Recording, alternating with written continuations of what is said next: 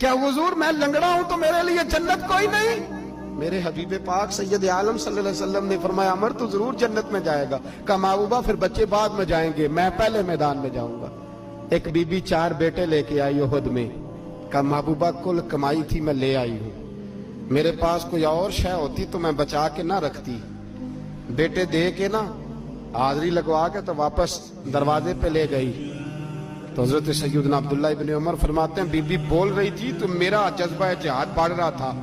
अपने बेटों को कहने लगी मैं तुम्हें हुजूर के पास छोड़ के जा रही हूं, जब तुम मैदान में गिरोगे तो मैं तुम्हें देखने आऊंगी।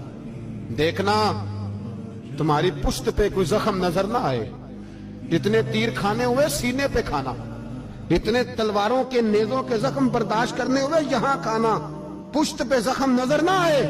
हज़रत अब्दुल्ला इब्न उमर फरमाते हो बीबी की गुफ्तगू मेरा जज्बा जिहाद बढ़ा रही थी। एक बीबी